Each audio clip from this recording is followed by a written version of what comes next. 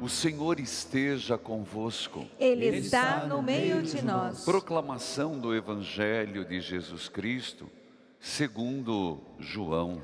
Glória a vós, Senhor. Naquele tempo, disse Jesus a seus discípulos: pouco tempo ainda e já não me vereis. E outra vez, pouco tempo e me vereis de novo. Alguns dos seus discípulos disseram então entre si: o que significa o que ele está dizendo? Pouco tempo não me vereis, e outra vez pouco tempo e me vereis de novo, e eu vou para junto do Pai. Diziam, pois, o que significa este pouco tempo? Não entendemos o que ele quer dizer. Jesus compreendeu que eles queriam interrogá-lo, então disse-lhes: estais discutindo entre vós, porque eu disse, pouco tempo e não me vereis, e outra vez, pouco tempo e me vereis de novo? Em verdade eu vos digo, vós chorareis e lamentareis, mas o mundo se alegrará. Vós ficareis tristes, mas a vossa tristeza se transformará em alegria. Palavra da salvação. Glória a vós, Senhor. Que a palavra de Deus perdoe os nossos pecados. Amém. Amém. Querido povo de Deus,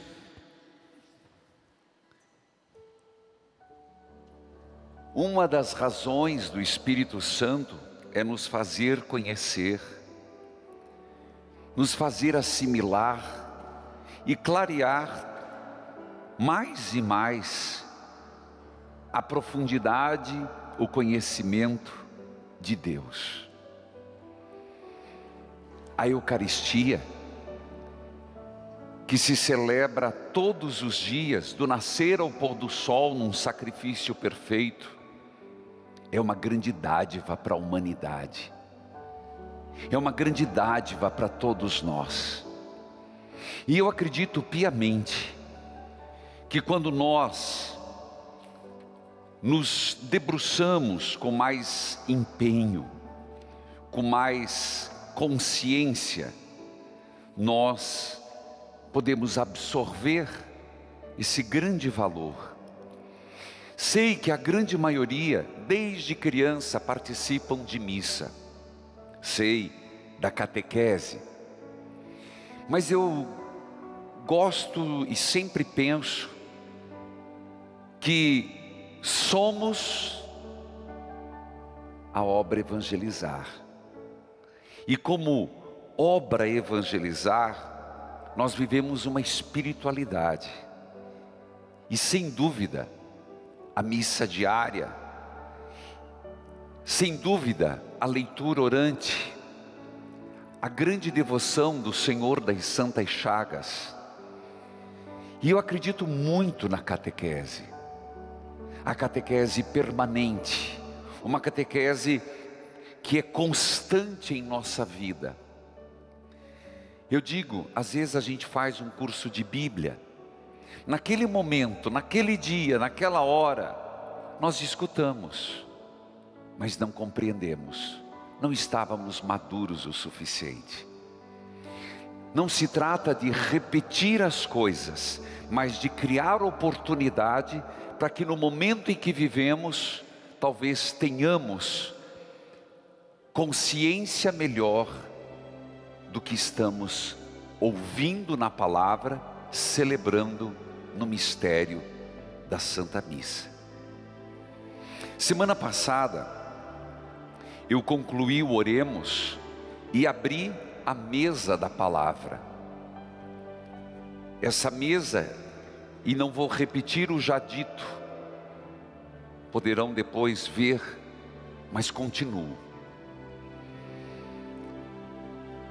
Essa mesa da palavra que se abre com a primeira leitura, não necessariamente, eu dizia, com um comentário. O comentário tem um sentido de munus, de munição. A primeira leitura, ela quase sempre, ela vem do Antigo Testamento, salvo em alguns dias, algumas festas, algumas solenidades, no caso, a Páscoa. E aqui me faz lembrar de algo importante de compreender. A igreja, ela trabalha a partir daquilo que para a nossa fé é importante, e divide-se em missas do tempo comum, as missas ordinárias. A palavra ordinária não é no sentido que nós compreendemos, do cotidiano, e também nas missas dominicais. Sempre o domingo é uma pequena Páscoa. Então, sempre no domingo se canta o glória e se reza o creio. O glória só não se reza no tempo do advento e da quaresma, nem se reza, nem se canta. Mas nos domingos, essas duas orações do povo de Deus permanecem. Quando nós vamos celebrar as outras festividades, ela segue memória facultativa. O que é uma memória facultativa? Ela é facultativa para a universalidade da igreja, mas em determinadas regiões existe o chamado diretório litúrgico, que estabelece, nesta região ela pode ser festa, ela é solenidade. Mas quando o diretório universal da igreja estabelece memória facultativa, é pelo grau de conhecimento, de influência que o santo em questão, ou a comemoração que se tem como expressão no mundo. Memória facultativa. Nós aqui no santuário, por uma questão de praticidade, estabelecemos que, salvo raras ocasiões, nós não fazemos a memória facultativa, que implicaria o segundo grau, que é memória obrigatória. Memória obrigatória, que a palavra já diz, é uma memória que vale para todos.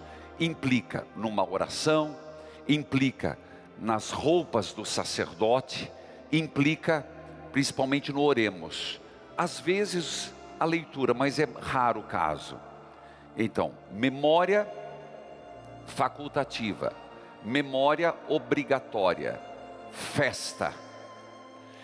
Quando chega nas festas, há toda uma adaptação. Na festa, se faz as orações próprias, na festa, se reza ou canta o glória, na festa, os paramentos são de acordo, por exemplo, os paramentos seguem a festa do dia, as leituras seguem a festa do dia.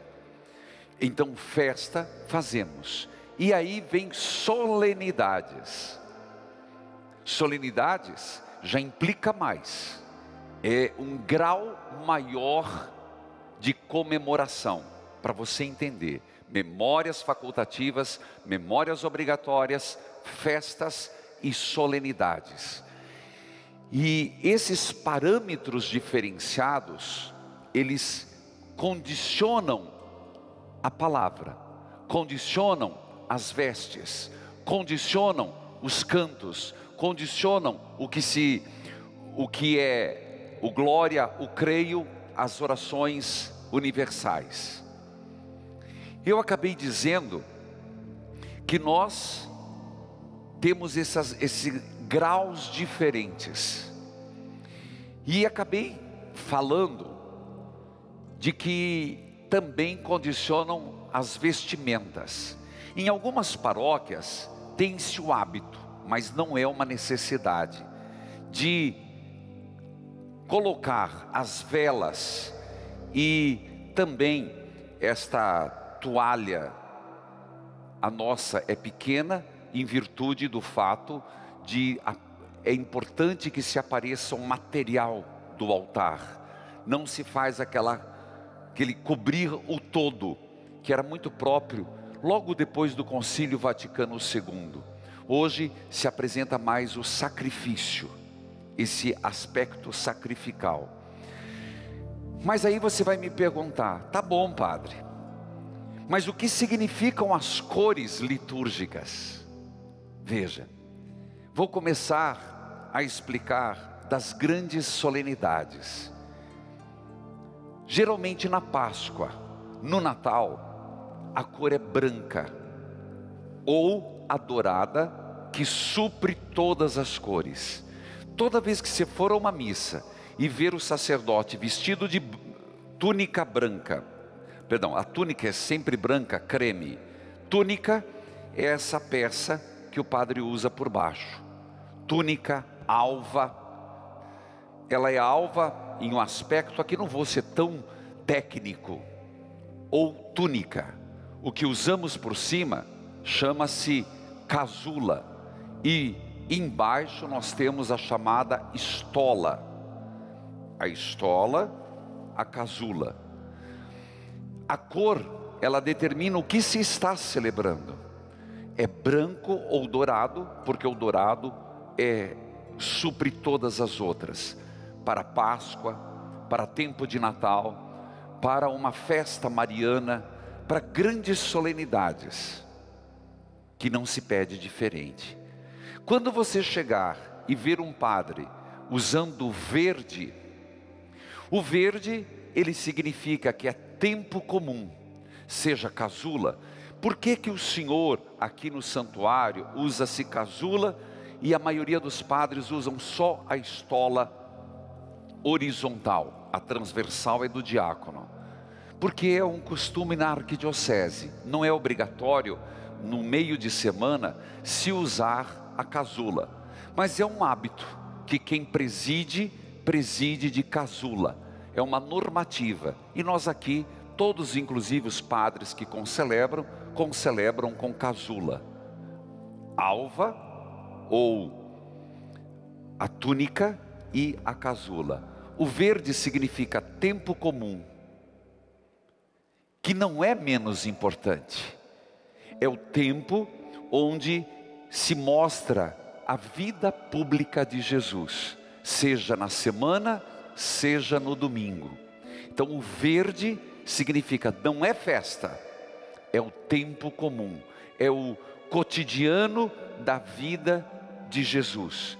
Repito que isso não é para mostrar que não é importante, para mostrar que nós estamos sem grandes festividades e olhando para a vida pública do Senhor, dos 30, entre aspas, até a sua crucificação. Se você chegar numa igreja e ver a cor vermelha, o vermelho, salvo para o Espírito Santo, que já começa a ser preparado para iniciar amanhã, o vermelho significa martírio, a cor vermelha do Espírito Santo.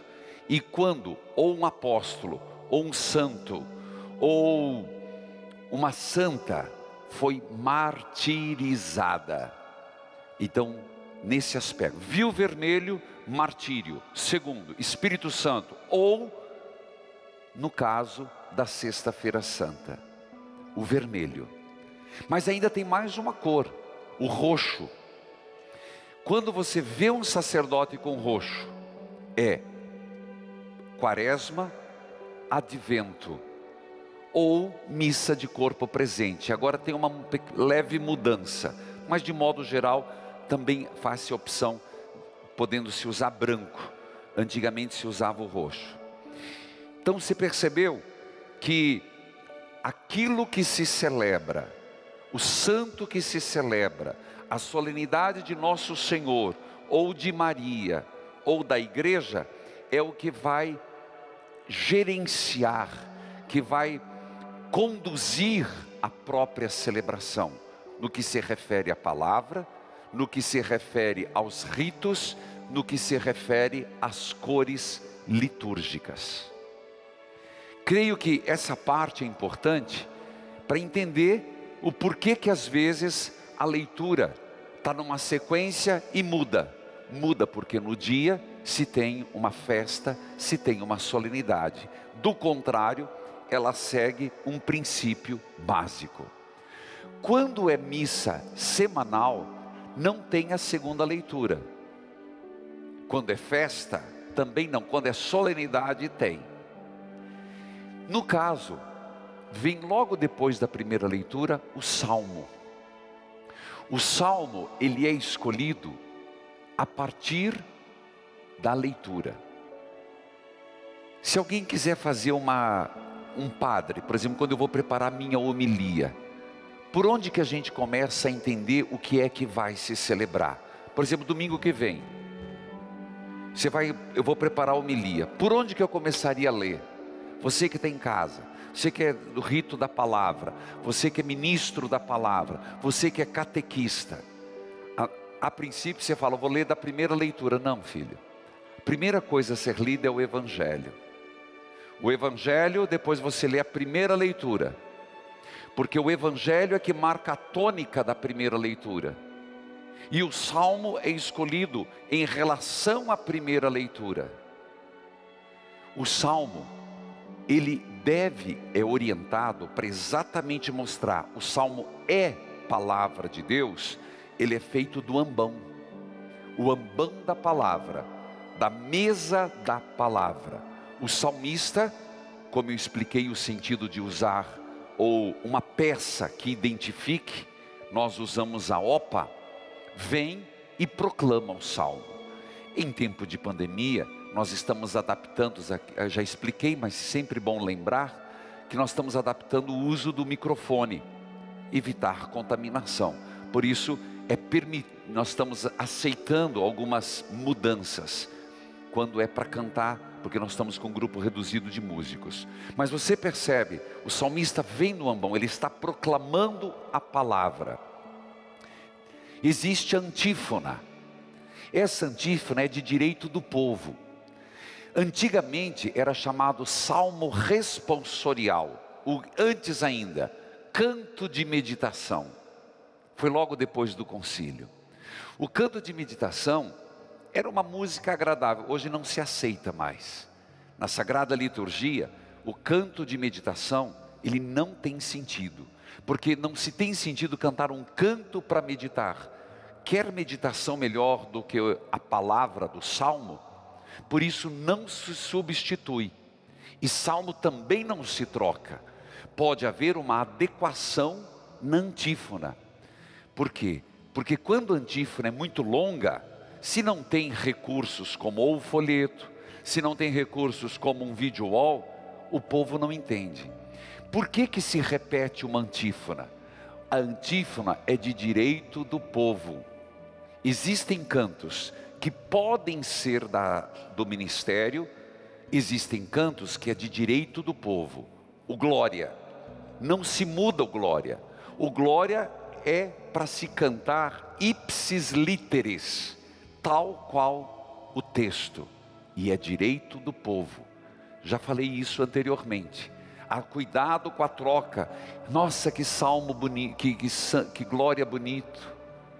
Ou vou fazer um salmo com uma antífona tão cheia de quebradeira, tão cheia de inovações, de floreios, de firulas, que o povo não canta a antífona. Está errado. A antífona é de direito do povo. Quando chega nas estrofes, aí o salmista pode usar da criatividade, mas é palavra. Então o instrumento não pode estar acima da palavra.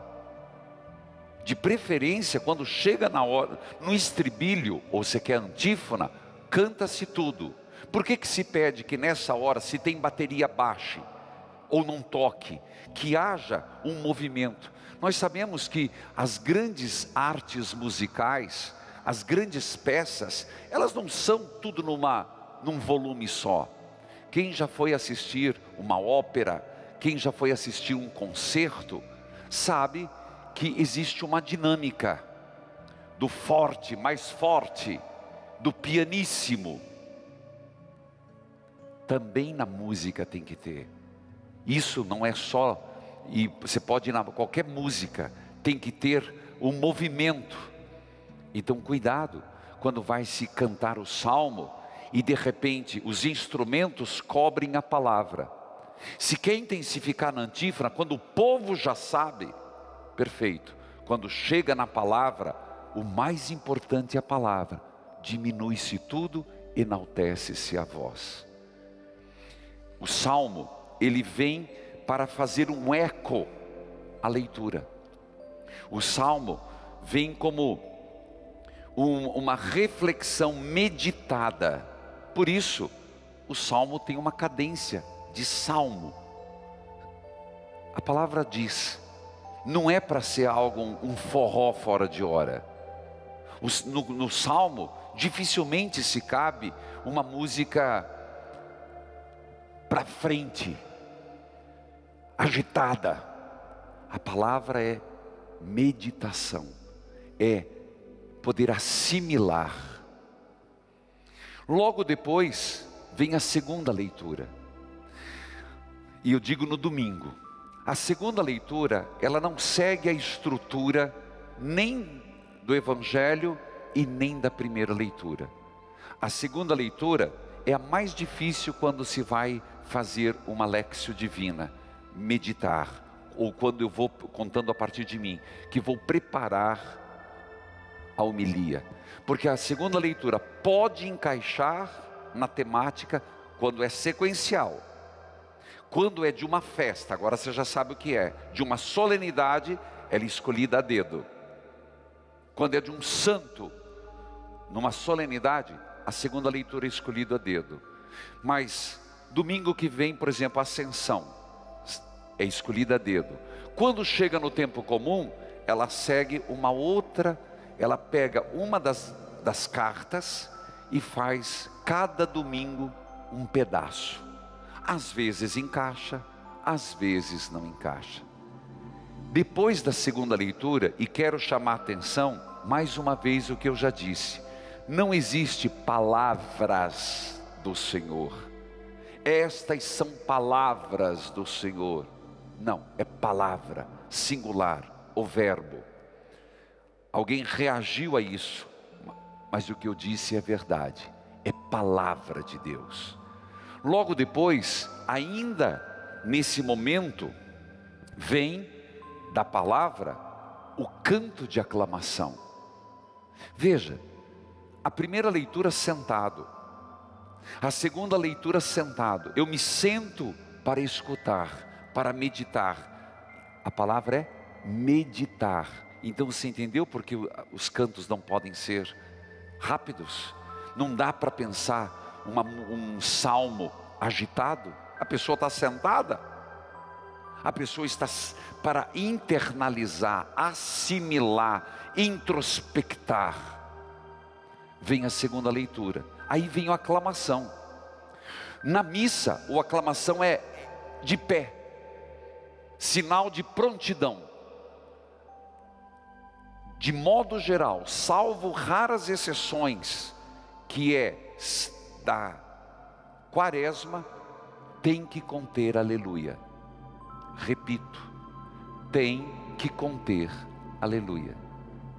Porque é uma expressão de aclamação. Olha a palavra. As próprias palavras já dizem por si mesmo. E é impressionante, mas eu não tenho tantas aclamações. A própria liturgia nos ajuda. Ela traz uma antífona, chamada aleluia, aleluia, aleluia. E depois, a própria liturgia, não precisa inventar moda, nos traz um pequeno versículo que nos prepara para o Evangelho. Na dúvida, vai no aleluia. Aí que os compositores, sem criar acidentes musicais, porque tem muita gente que cria uns acidentes musicais que o povo não canta. Sempre pensa, eu tenho que preparar para o povo cantar. Escuta o que eu estou te dizendo. Comunidades, eu já disse para investir em som. E se você tem folheto, eu ainda vou falar do folheto ainda hoje. Mas se não é a comunidade, invista nos video wall. O que é video wall? é você ter, por exemplo, uma televisão. Isso no dízimo você pode pedir para a gente da sua comunidade, ter um video wall, uma televisão conectada a um computador, para colocar as músicas. É direito do povo cantar, é direito do povo participar, e o cântico é uma forma de participação. Já aproveito para falar do folheto. O folheto foi instituído logo depois do Concílio Vaticano II. Ele não é obrigatório, e o folheto veio com o objetivo de ensinar o povo a rezar em português. Repito, o folheto, ele não veio para ficar, ele foi uma muleta. Como antes se rezava em latim, Domino vobiscum. Eu lembro disso, mas o que significa? De repente, o Concílio Vaticano II determinou: pare-se o latim e vai para a língua vernácula. O padre que rezava de costas, essa igreja inclusive, ela foi feita, antigamente quando eu cheguei aqui, o altar tinha um resquício, não que era rezado de costas, mas um resquício do padre rezando de costas. Depois, com a reforma, nós fomos adaptando, mas, de repente, para-se o latim e vem o português, mas o povo não sabia as respostas. Foi-se pensado o folheto de missa para ensinar o povo a responder. Eu te pergunto, há necessidade do folheto? Cada comunidade vai julgar, eu não estou dizendo sim ou não. Aqui nós usamos, principalmente por causa da leitura, mas é verdade, o folheto engessa a criatividade, engessa em muitos aspectos. O único ponto que eu vejo muito positivo, porque tem muitas comunidades que são meramente repetitivos do folheto. Exemplo, a comunidade está celebrando uma festa, aí lê só, a pessoa vai lá, lê só as preces que estão ali, mas não está nada falando da realidade que eles estão vivendo. Eu vejo no folheto um único valor, nem os cantos eu vejo. Minha crítica, muda-se demais. Cada mês é uma fábrica de música nova, e o povo quer cantar. É minha crítica, e assumo minha crítica. Eu vejo como ponto positivo a palavra de Deus. Penso no futuro de ter as leituras nos videoalls e suprimir o folheto. A curto prazo. Mas para as leituras é bom. Voltando à questão do folheto. Portanto, você entendeu que é uma muleta, e infelizmente a muleta acabou sendo o modus operandi, e a maioria caminha na muleta. Mas não necessariamente. É verdade que se teve várias iniciativas de levar a Bíblia. O grande problema é que cada um tem uma versão de Bíblia. Por isso dificultou a leitura na igreja, o povo ter a Bíblia. Porque cada um tem uma versão de Bíblia. E as palavras sendo diferentes incomoda. Fecho a questão do folheto. Então fica aí que não é obrigatório. Tem ajuda e também tem elementos que não nos ajudam. Nesse caso, nós estamos na aclamação do Evangelho. As pessoas estão sentadas, fica-se de pé. Sinal de prontidão. Nós vamos receber o Evangelho. Evangelho, que quer dizer boa notícia. Nós vamos receber, é como que esse canto de aclamação, ele expressa como aquilo que vai baixar, vai abrir a grande notícia e vai ser proclamada. É verdade que em celebrações usa-se o incenso, mas eu vou reservar, talvez para quinta-feira que vem, explicar sobre o incenso. Em algumas comunidades se usa o incenso. Quando se tem o bispo celebrando, Quem proclama o evangelho é o padre, mas se tiver um diácono, é o diácono. E veja a importância do evangelho. Nas grandes solenidades, no domingo, o que é um absurdo, vou fazer mais uma crítica ao folheto. Você não é gastar, meus irmãos, é de mostrar o significado. Cada comunidade tem que ter o seu livro, porque a coisa mais estranha é você pegar o evangelho e falar, palavra do Senhor, beijar o folheto. Um folheto que depois vai estar na rua jogado. Bíblia, lecionário. E isso, para que existe o dízimo? Uma das dimensões do dízimo é você investir e mostrar a solidez da palavra. Em algumas celebrações, eu faço questão todo domingo e nas solenidades, em cima do altar, e entra na primeira procissão, porque a primeira procissão é a entrada na igreja, fica aqui um evangeliário.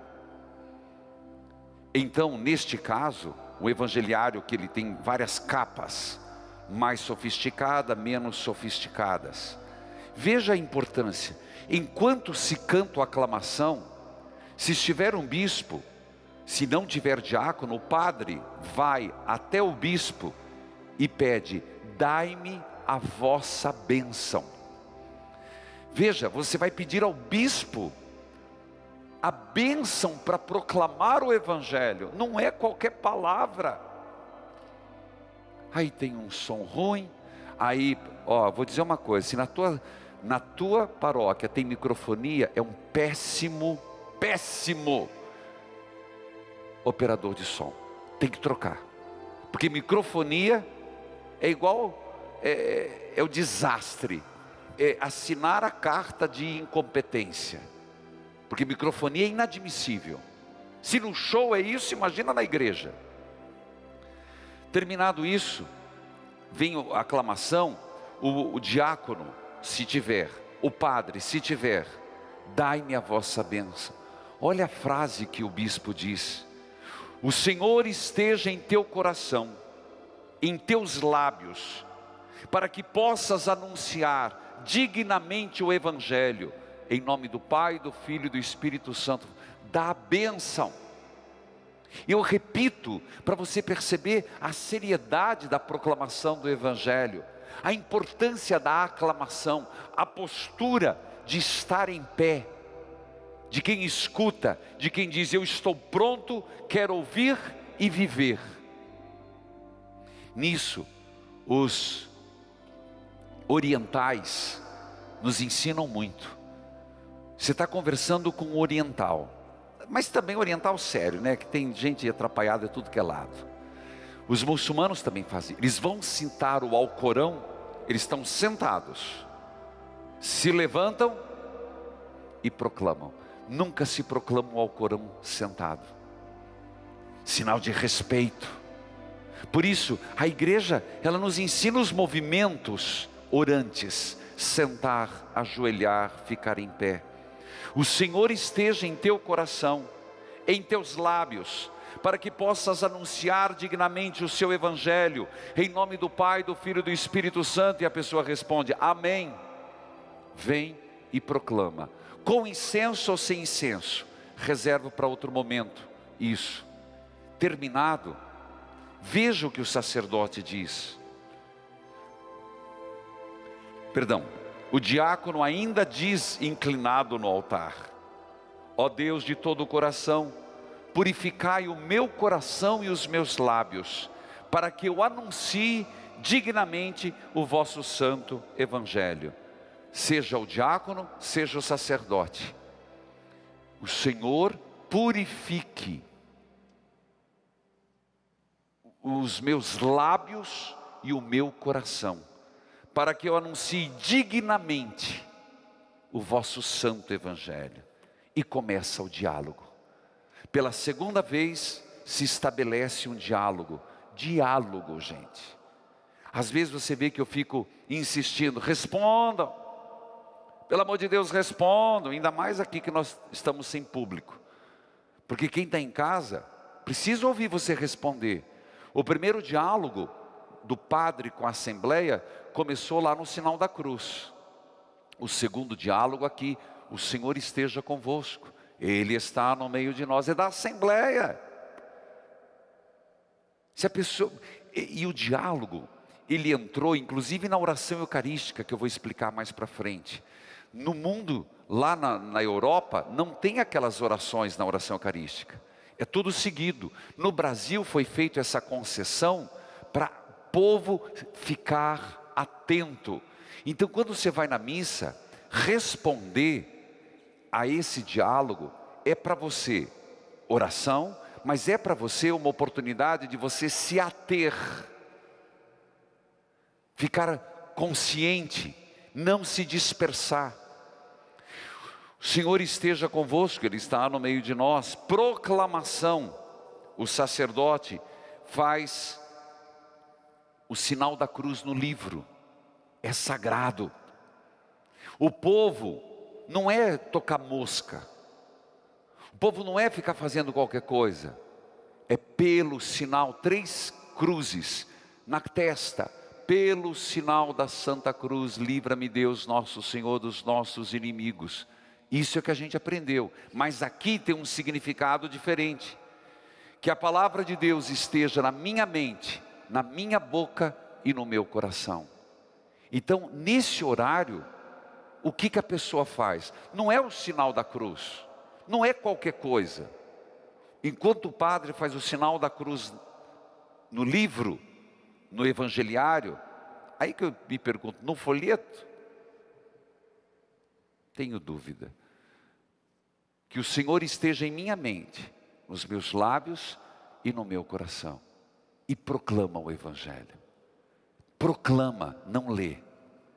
Assim como vale a primeira leitura, a segunda leitura. Não é gaguejar, não é ler errado.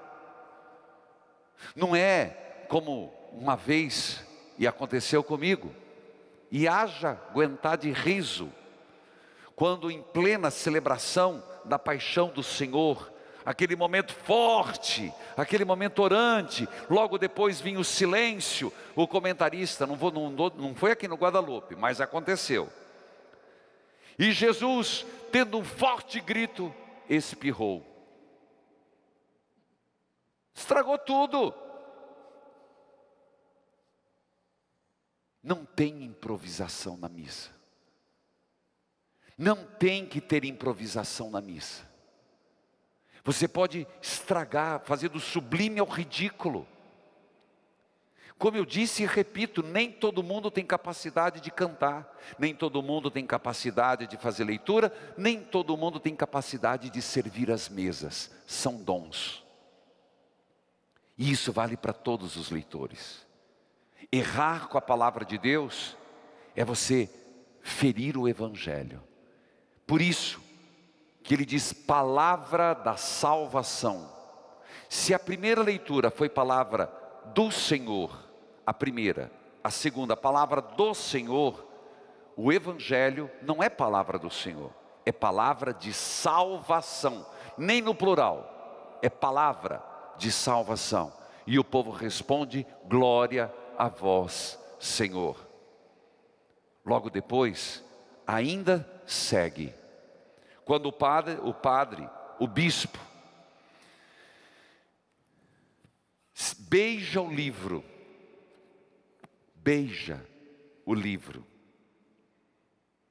e reza em silêncio. Mas eu tenho feito em público, sabe por quê? Porque as pessoas nessa hora não se dão conta que é uma bênção que está acontecendo. Beija o livro rezando em silêncio, que pela palavra do Santo Evangelho, nossos pecados sejam perdoados. Ato penitencial, olha o perdão voltando aqui. Que pela palavra de Deus, nossos pecados sejam perdoados. E a resposta, amém. Filhos queridos, sei que o tempo urge, paro por aqui. Não terminei ainda o rito da palavra, mas acho que progredimos um pouco mais. Digo isso, meus irmãos, não para ficar apontando erros, por favor. Todos nós temos as nossas limitações. Eu estou tentando explicar para que, quando prepararmos, preparemos bem. Quando celebrarmos, saibamos o que estamos celebrando. E que em nossas comunidades, nós procuremos, como equipe litúrgica, tentar buscar, enfatizar aquilo que é preciso. O Cristo presente na missa. Amém.